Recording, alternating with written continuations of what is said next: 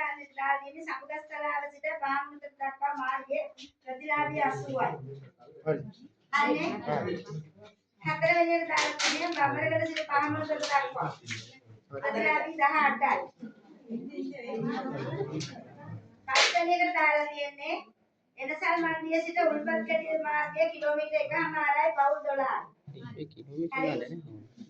හයවෙනි එකට දාලා තියෙන්නේ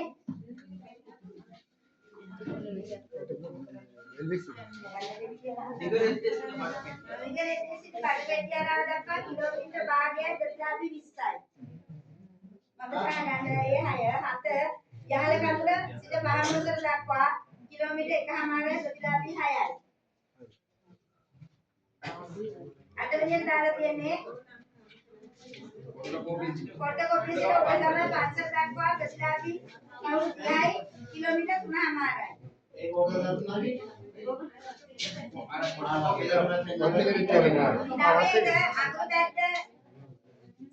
අඟුරුදැත්ත කොටකොපිය සිට අප අඟුරුදැත්ත කෙටි මාර්ගය පවුල් 24යි කිලෝමීටරයයි. 10 වෙනියට දාලා තියෙන්නේ එලිපට්ටිය සිට මැදපතල දක්වා මාර්ගය කිලෝමීටර් 1යි ප්‍රතිලාභී 8යි. 11ට දාලා තියෙන්නේ මැදපතල සිට වැයකට දක්වා මාර්ගය කිලෝමීටර් 1යි ප්‍රතිලාභී පවුල් 11යි.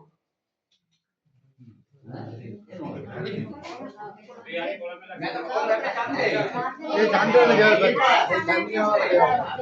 ඒක වෙනස්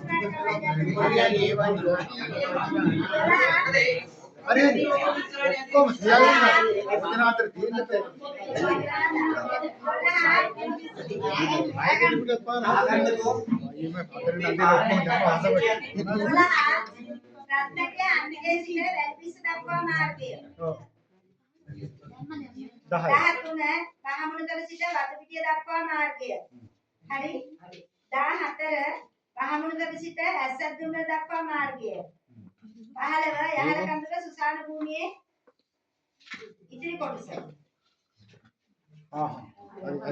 16 කෝවිල ළඟ සිට පාළුගම් කුසි මාර්ගය. ඔව් ඉතින් වතමි කෙරවට ගහන්න බෑ. 16යි තියෙන්නේ.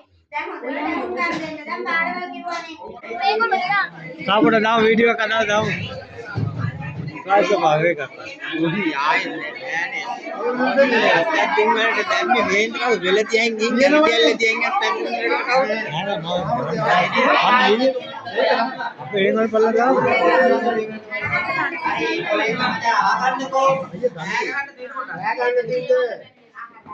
අන්න බැරි වුණා නම් මේක දැන්